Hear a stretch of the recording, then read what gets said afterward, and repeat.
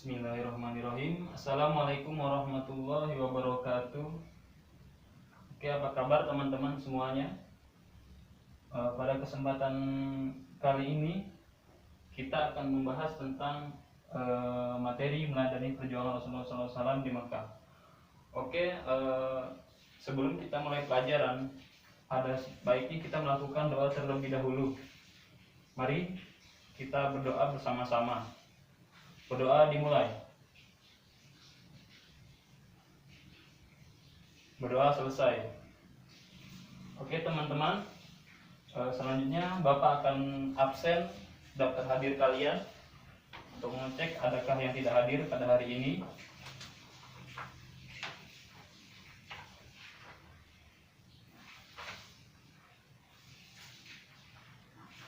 Oke, Zawil Fikri. Kemudian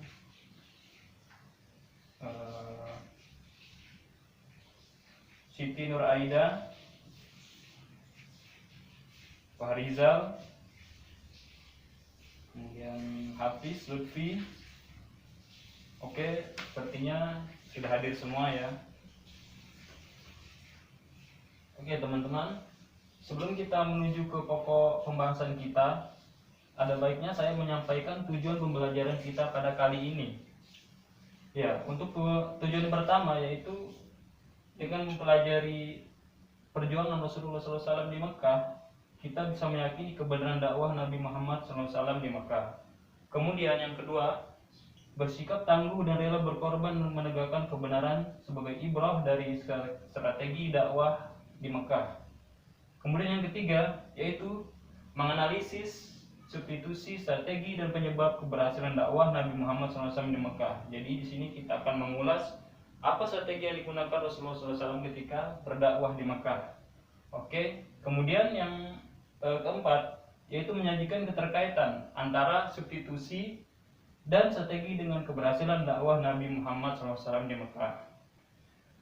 Oke, selanjutnya saya akan menjadikan video yang akan menjadi relung hati, yang dimana setelah video ini diputar, kalian harus memberikan pendapat kalian tentang video tersebut. Oke, saya akan putarkan videonya.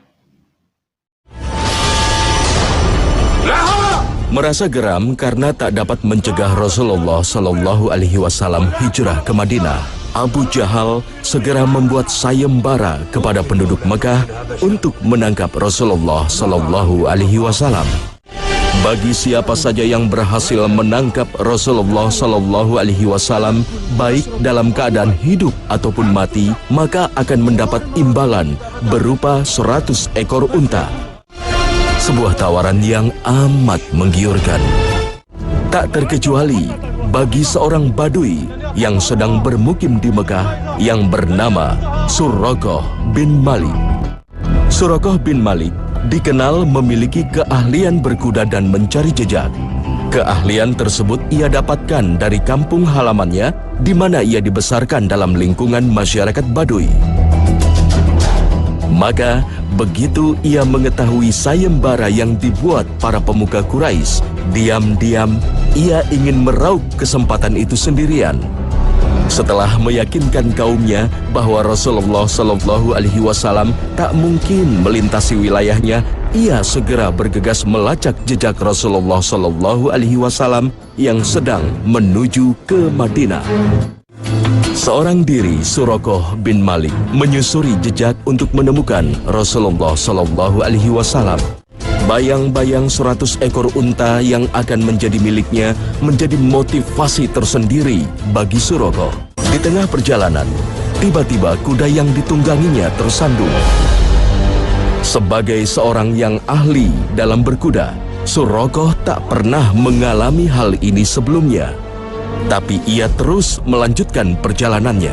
Benar saja, rupanya hal tersebut menjadi pertanda bahwa Rasulullah Shallallahu Alaihi Wasallam berada tak jauh dari posisinya. Namun, lagi-lagi kudanya terperosok saat hendak mendekat Rasulullah Shallallahu Alaihi Wasallam.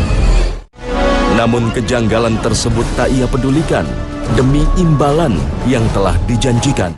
Sampai di satu titik di mana ia siap memanah Rasulullah Shallallahu Alaihi Wasallam, tiba-tiba saja tubuhnya menjadi kaku. Rabbil Ka'bati inna hadzal rajul mubarakun la sabila ilaihi. Hingga kali ini Surakoh benar-benar yakin bahwa orang yang ia incar bukanlah sembarang manusia.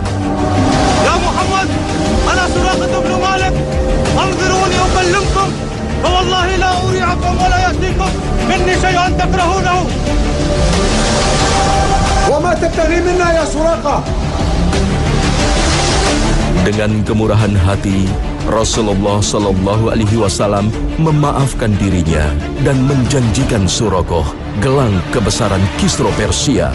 بقدرة علوية لا تطال. تعال وخذ كتابك. هذا ما أمرني به رسول الله صلى الله عليه وسلم شريطة ألا تشي بطريقنا لأحد. Tanpa berkata panjang, Surakoh pergi untuk kembali ke kaumnya.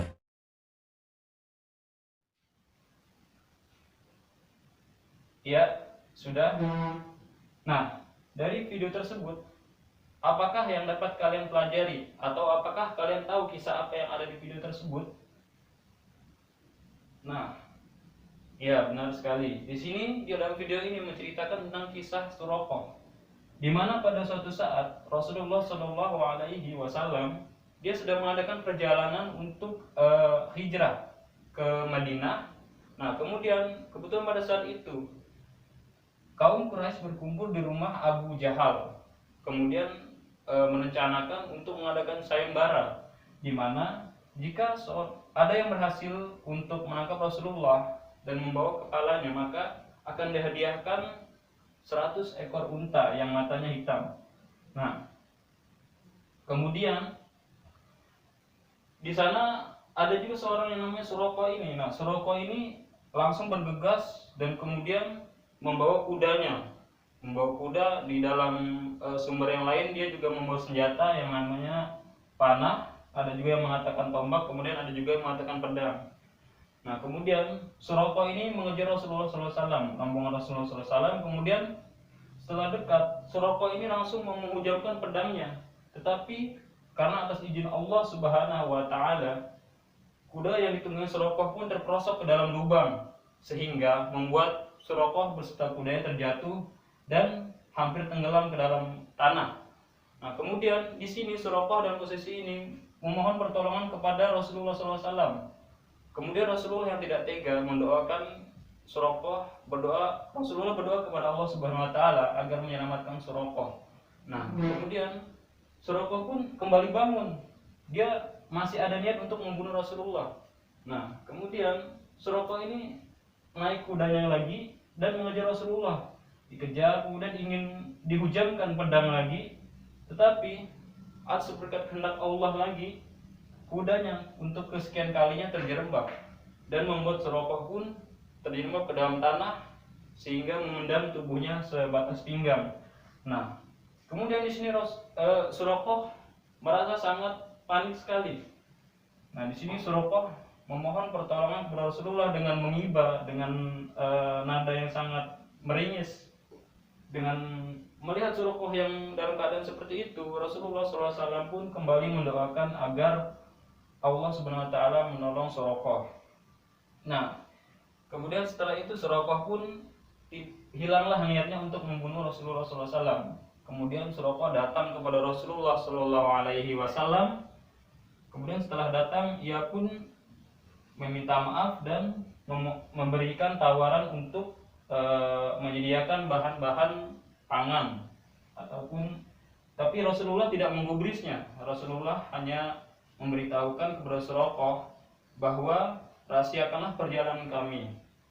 Nah, mulai saat itu Surakoh kembali kepada kaumnya dan tidak memberitahukan perjalanan Nabi pada jalur itu.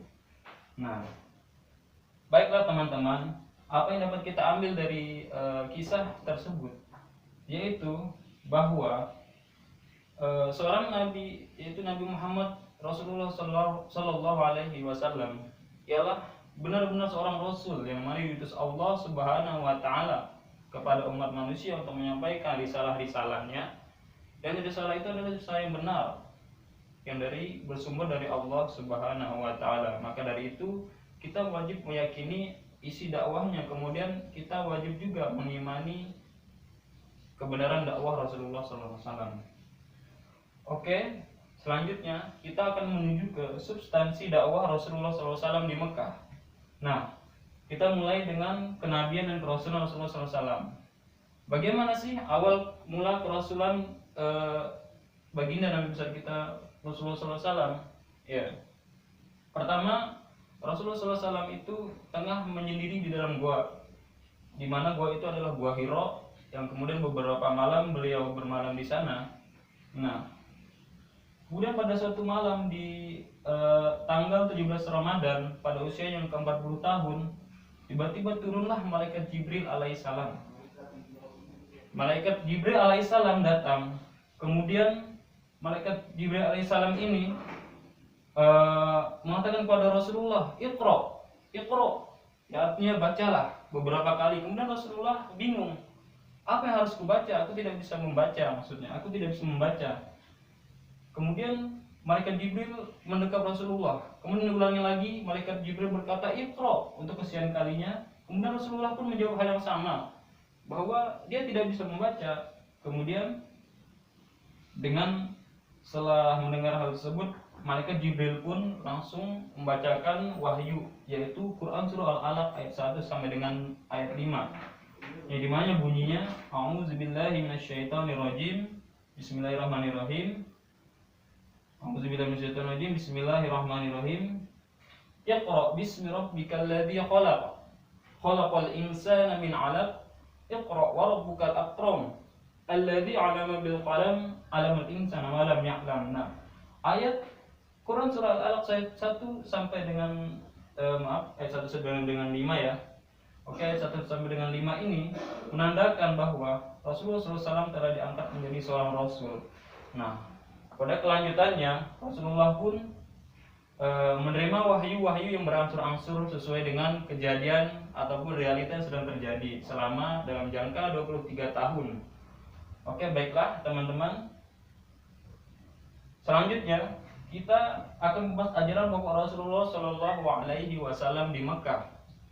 Nah, adapun ajaran beliau di Mekah ini terkait dengan akidah, di mana akidah itu Rasulullah SAW menanamkan akidah karena beliau tahu pada saat itu kaum Quraisy itu adalah suatu kaum yang sangat jauh daripada keimanan, yang mana mereka menyekutukan Allah, kemudian menyembah berhala dan lain sebagainya.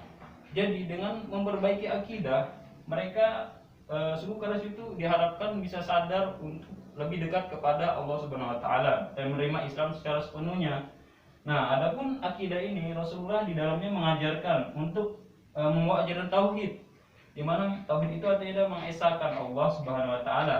Nah, di mana di dalam ajaran tauhid ini Rasulullah SAW mengajarkan bahwa Allah itu Maha Pencipta, yang artinya apa yang ada di alam semesta, kemudian apa yang ada di sekitar, dan termasuk manusia pun sendiri diciptakan oleh Allah Subhanahu wa taala. Kemudian Rasulullah juga mengajarkan bahwa Allah Maha Kuasa, bahwa Allah itu adalah mampu melakukan apapun atas kehendaknya, termasuk menghidupkan dan mematikan. Semua yang ada di bumi, di langit, semuanya adalah atas kehendak Allah Subhanahu wa taala. Oke, kemudian yang selanjutnya Rasulullah mengajarkan bahwa Allah Maha mengetahui, yaitu Allah itu Maha mengetahui ilmu-ilmu yang mana ilmu tersebut diajarkanlah kepada manusia, dan manusia pun diajarkan agar bisa mengembangkan ilmu tersebut. Oke, yang selanjutnya terkait akidah ini merupakan ajaran utama yang diemban kepada Rasulullah yang bersumber kepada wahyu ilahi. Itu maksudnya dari mana? Yaitu dari Al-Quran dan sunnah-sunnah Nabi, yang mana sunnah pun itu berasal dari ketentuan Allah Subhanahu wa taala. Nah, ajaran tauhid ini berbekas sangat dalam di hati Nabi dan para pengikutnya, sehingga menimbulkan keyakinan yang kuat, kemudian maafan yang tidak tergoyahkan. Jadi jika telah diajarkan tauhid, maka insya Allah tidak akan goyah iman orang-orang yang sudah baru masuk Islam ini, baik mereka mendapat siksaan, celaan dan lain sebagainya. Oke, kemudian selanjutnya terkait strategi ajaran pokok Rasulullah SAW di Mekah itu yaitu ada akhlak.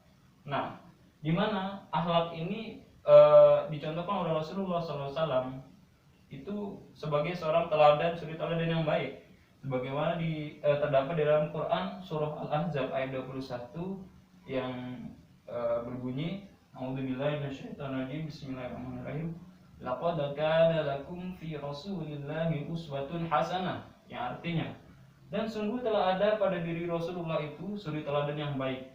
Nah, bagaimana kita tahu bahwa Rasulullah ada pribadi yang baik? Nah, di sini Rasulullah itu dari sejak kecil pun sudah menjadi seorang yang jujur, sehingga dijuluki oleh kaumnya sebagai seorang yang amin. Nah, kemudian beliau itu adalah seorang yang suka menolong sesama. Kemudian beliau juga suka menyambung silaturahmi, kekeluargaan. Beliau adalah orang yang sopan, ramah, dan lain sebagainya. Segala kebaikan itu hampir dimiliki oleh Rasulullah Shallallahu Alaihi Wasallam. Oke. Kemudian Nabi Muhammad SAW dalam ajaran akhlak ini mengajak agar sikap dan perilaku yang tidak terpuji ditinggalkan. Nah, seperti yang mana berzina, kemudian menyembah berhala dan lain sebagainya, perilaku jahiliyah ini semuanya ditinggalkan. Nah, dengan keterangan di atas memberikan penjelasan kepada kita bagaimana Rasulullah SAW memadukan teori dan praktik. Jadi Rasulullah tidak hanya menyampaikan teori saja yang terdapat dalam Al-Quran, tapi beliau itu juga mempraktikkan hal tersebut sehingga wujudlah beliau ini dengan suri teladan yang baik. Oke. Selanjutnya kita akan menuju strategi. Strategi seperti apa yang digunakan oleh Rasulullah SAW dalam berdakwah di Mekah? Oke. Ada yang tahu seperti apakah strategi yang digunakan Rasulullah SAW dalam berdakwah di Mekah? Ya, benar sekali. Strategi yang digunakan ialah strategi dakwah secara terang-terangan atau secara langsung. Kemudian strategi dakwah secara sembunyi-sembunyi atau diam-diam. Secara langsung kita sebut juga sebagai bisyir kalau diam-diam ya. Kemudian kalau terang-terangan itu dia ya dakwahnya secara langsung. Nah, adapun dakwah pertama kita akan bahas dakwah diam-diam atau sembunyi-sembunyi. Nah, apa yang dimaksud dengan dakwah sembunyi-sembunyi ini? Nah, dakwah sembunyi-sembunyi ini di mana dalam Rasulullah SAW ketika mengetahui bahwa jika langsung dilaksanakan dakwah secara terang-terangan akan terjadi pergolakan di dalam suku Quraisy. Nah, tentu saja itu akan menimbulkan suatu kesenjangan tersendiri di dalam kelompok suku Quraisy. Bahkan bisa langsung terjadi perselisihan yang berat. Nah, maka dari itu beliau mengandalkan dakwah secara diam-diam atau sembunyi-sembunyi ini. Nah, dalam dakwah secara sembunyi-sembunyi, beliau itu memberikan dakwahnya kepada sanak saudara atau kerabat dekatnya, yaitu keluarga dan sahabat. Nah, kemudian untuk tempat dilaksanakannya dakwah diam-diam, Rasulullah memakai rumahnya sebagai Darul Arqam atau jadikan sebagai tempat dakwah untuk mengajarkan ajaran-ajaran Islam. Nah, kemudian dari sini orang-orang terdekatnya pun mulai masuk dalam Islam. Yang mana orang-orang pertama yang masuk Islam kita sebut sebagai As-Sabiqunal Awwalun. Oke, As-Sabiqunal Awwalun itu yaitu ada Siti Khadijah, itu istri Rasulullah, kemudian Ali bin Abi Thalib, kemudian Zaid bin Thabit, Harisah, yaitu pembantu Nabi yang diangkat, maksudnya budak Nabi yang diangkat menjadi anak, kemudian Abu Bakar Siddiq. Ya. Oke, selanjutnya itu adalah dakwah Rasulullah SAW secara terang-terangan. Nah, dasar dakwah terang-terangan ini yaitu terdapat di dalam Al-Quran surah Al-Hijr ayat 94, yang artinya, maka sampaikanlah Muhammad secara terang-terangan segala apa yang diperintahkan kepadamu dan berpalinglah dari orang yang musyrik. Nah, dalam dakwah terang-terangan ini contohnya beliau pernah menyeru masyarakat di orang-orang Mekah dari sebuah gunung atau sebuah bukit, kemudian beliau memanggil tetua-tetua ataupun kaum-kaum tertentu, kemudian berkumpullah mereka di sana, kemudian dakwah pun dilaksanakan oleh Nabi secara terang-terangan. Nah, seperti itu ya. Nah, kemudian reaksi kaum kafir Quraisy terhadap dakwah Rasulullah SAW. Nah, jadi jangan dianggap bahwa dakwah Nabi ini mulus-mulus saja. Nah, ini terdapat pertentangan dari kaum kafir. Di antaranya, alasan kaum kafir menolak dakwah Nabi itu kenapa sih? Ya, pertama, karena mereka itu adalah sombong dan angkuh. Kenapa begitu? Karena mereka merasa bahwa kaumnya itu adalah kaum yang tinggi derajatnya. Kemudian mereka adalah yang mulia, pokoknya tercermin juga dari syair-syair mereka yang membanggakan suku mereka. Kemudian yang kedua adalah fanatisme buta terhadap leluhur. Nah, ini pun tercantum dalam Al-Quran surah Al-Maidah ayat 54, di mana Allah Subhanahu Wa Taala pun di dalam Quran surah Al-Maidah ayat 54 ini berkata, apakah mereka akan mengikuti nenek moyang mereka walaupun nenek moyang mereka itu tidak mengetahui apa-apa ataupun sesat. Nah, contoh fanatisme buta terhadap nenek moyang itu seperti apa? Yaitu yang mereka mengikuti apa yang dikatakan nenek moyang mereka, seperti menyembah berhala, kemudian menyembahnya berhala, kemudian untuk membunuh anak perempuan, lalu dilakukan juga membunuh anak perempuan seperti itu. Kemudian untuk kemudian yang ketiga adalah eksistensi dan persaingan kekuasaan. Nah, di mana ada rasa kekhawatiran sendiri dalam suku Quraisy bahwa jika Rasulullah SAW berhasil menyebarkan dakwahnya, posisi mereka sebagai penguasa ataupun pegangan mereka terhadap kekuasaan akan melemah atau berkurang. Jadi mereka pun berusaha untuk menghalang-halangi dakwah Rasulullah SAW. Oke, jadi seperti itu. Nah, selanjutnya kita menuju ke perjanjian Aqabah. Di perjanjian Aqabah ini ada perjanjian Aqabah 1 dan Aqabah 2, di mana di sini Rasulullah SAW pada mulanya sudah mencoba untuk berdakwah ke banyak suku ataupun kabilah-kabilah, tetapi ditolak mentah-mentah. Salah satunya di sini ya kaum Taif, yang kemudian di kota Taif tersebut mereka melempari Rasulullah SAW dengan batu. Oke. Kemudian beliau pun mengubah strategi dakwahnya untuk menyampaikan dakwah Rasulullah SAW ini, menyampaikan dakwahnya kepada orang di luar suku-suku yang sudah didatanginya tersebut, di antaranya yaitu peziarah Khazraj yang datang dari Madinah. Ya, dan mereka datang ke Mekah untuk berziarah setiap tahunnya, atau disebutnya kalau dulu itu kan berziarah itu yaitu haji, ya, melaksanakan haji. Nah, pada kesempatan itu Rasulullah SAW tidak menyia-nyiakan hal tersebut. Jadi dia pun mendatangi para peziarah tersebut, kemudian menyampaikan dakwah Islam, bahwa beliau adalah seorang Rasul, kemudian mengajarkan tentang perihal-perihal hukum Islam dan lain sebagainya, sehingga mereka pun dengan ajaibnya bisa menerima dakwah Rasulullah SAW. Kenapa demikian? Karena sebenarnya suku Khazraj ini dan suku Aus ini di kota Madinah itu berdekatan dengan orang-orang Yahudi, yang mana mereka bisa tahu agama Samawi itu dari orang-orang Yahudi. Oke. Selanjutnya mereka kembali ke Yathrib. Orang-orang yang sudah bertemu Rasul tersebut kembali ke Yathrib dan kemudian menyebarkan kabar kerasulan dan mengajarkan agama Islam. Nah, kemudian pada tahun kedua ziarah datanglah 12 penduduk Yathrib bertemu Nabi Shallallahu Alaihi Wasallam. Nah, di mana Rasulullah pun langsung juga menemui mereka, di mana tempat pertemuan pun yaitu di Aqabah, makanya disebut perjanjian Aqabah.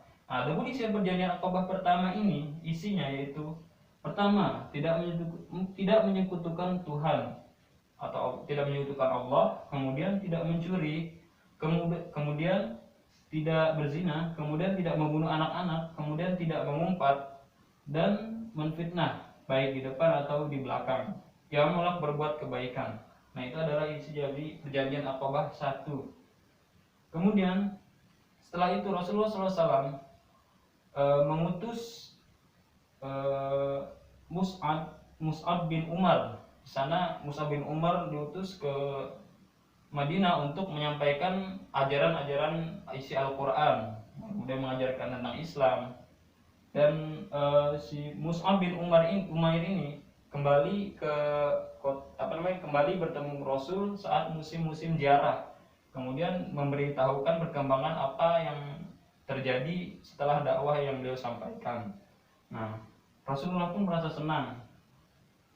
Nah, sekarang kita telusuri mengapa sih mereka ini kaum orang-orang orang-orang dari Madinah ini lebih mudah menerima ajaran Rasul. Ya, selain karena tadi mereka dekat dengan orang-orang Yahudi, dan ternyata bahwa di sana terdapat juga suku dari Rasulullah SAW, yaitu Bani Najjar ya maksudnya. Ya, Bani Najjar, di sana ada sanak famili Rasulullah SAW. Oke. Kemudian lanjut kepada perjanjian Aqabah 2, di mana di dalam perjanjian Aqabah 2 ini datanglah ziarah Yasrib ke kota Mekah. Jumlahnya itu 75 orang. Ada di antaranya ada perempuan. Kemudian Rasulullah SAW pun melakukan pertemuan dengan mereka. Pertemuannya pun dilakukan di Aqabah lagi. Kemudian dari pertemuan tersebut lahirlah sebuah perjanjian, yaitu perjanjian Aqabah 2, yang isinya kami berikrar bahwa kami sudah mendengar dan setia. Kami sudah mendengar dan setia di waktu suka dan duka, di waktu bahagia dan sengsara. Kemudian kami hanya akan berkata yang benar di mana saja kami berada dan di jalan Allah Subhanahu wa taala. Ini kami tidak gentar terhadap ejekan dan celaan siapapun. Oke, jadi itu adalah isi perjanjian Aqabah 2.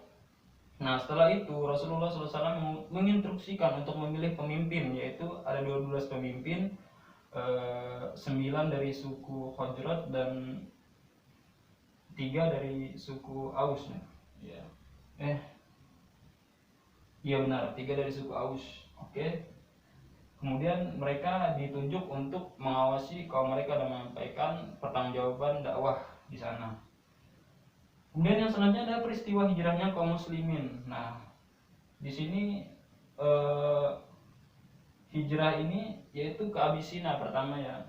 Kita akan membahas hijrah ke Abisina atau Habsyi, di mana Rasulullah SAW dan kaumnya takut akan penyiksaan yang diberikan dari kaum-kaum kafir Quraisy. Kemudian mereka pun pergilah ke Abisina ini sebanyak 15 orang. 11 orang laki-laki dan 4 orang perempuan. Nah, di sana mereka mendapat perlindungan dari Raja Habsyi disebutnya ya. Najasyi disebut rajanya, itu namanya Najasyi, sebutan bagi Raja Habsyi ini. Oke. Kemudian mereka mendengar bahwa kota Mekah ini telah aman. Nah, mereka pun kembali saat merasa Mekah ini telah aman. Tetapi beberapa saat kemudian masih saja terjadi penyiksaan-penyiksaan. Nah, untuk kedua kalinya mereka pun kembali ke Habsyi ini.